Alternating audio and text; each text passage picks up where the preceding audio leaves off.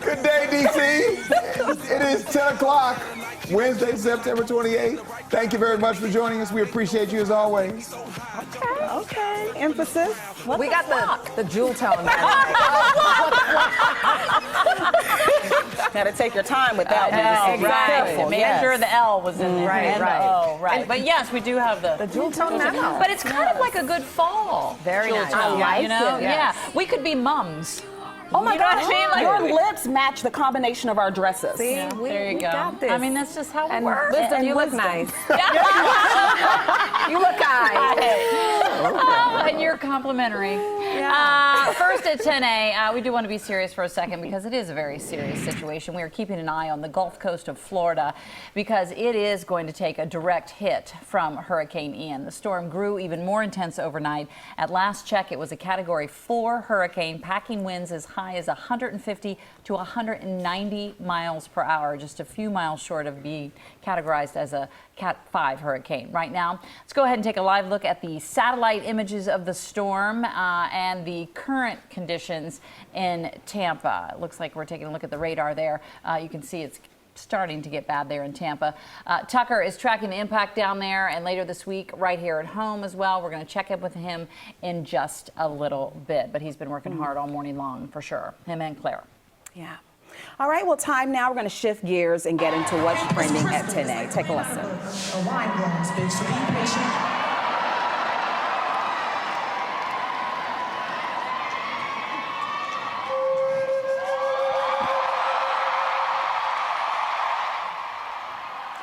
That is the one and only Lizzo playing a crystal flute during her concert in the district last night. But it's not just any flute. That instrument is 200 years old and was owned by former President James Madison.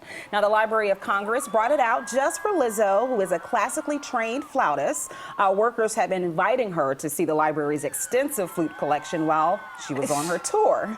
She's twerking. She's twerking with the flute, yes. I can assure you James Madison never thought his flute I know, was not be a at part all. of that. Never skipped a beat. Lizzo seemed thrilled about making history. You see her there. She's the first person to ever play that flute. Wow. She tweeted, "Nobody has ever heard this famous crystal flute before. Now you have." The Library of Congress also tweeted, "We just did a DNA test. Turns out it's 100% that flute Lizzo played at her DC stop, and it's safe and back at the library." I think that's so cool. I love this. I don't know whose idea it was, but I love that if it was the Library of Congress, that it was their idea, that it was great, and if it wasn't, that they were amenable to doing it. If someone said, you know, can we do it? I think it's just really fun. It's a great moment. And also to focus on her talent. Absolutely. Because in the news recently, it's been other stuff, you know, and lashing back at haters. But she is super, super talented. Singer, songwriter, dancer, twerker, and she plays the flute. And what she can't she do? producing and hosting a show. She's got it all over. One thing that I don't think is appreciated enough from her is that she really is like a musician's musician. She studied classical music. She was planning on going that route. And she was talking about how when she's working with other musicians on her band, she can speak their language. That's not always the case. So I think it's just awesome that she gets to show off her other skills. I agree. It's not just that she plays the flute. She's a classically trained flautist. Absolutely. I mean, at the highest level. Yeah. All right, next up, the nation's capital is known for its monuments and its memorials, but apparently D.C.'s got a little bit of a potty mouth, too, because D.C. tied in 6th place in the U.S. cities where people swear the most. The survey was conducted by the language education platform Preply, and it found that D.C. residents curse an average of 22 times per day. Columbus, Ohio came in 1st place with the most profanity, averaging 36 swear words a day. Vegas, Jacksonville, Dallas, and Louisville all rounded out the top 5. The cities found to supposedly curse the least: Phoenix and Portland, which tied for number 1. Okay, not surprised at that, maybe.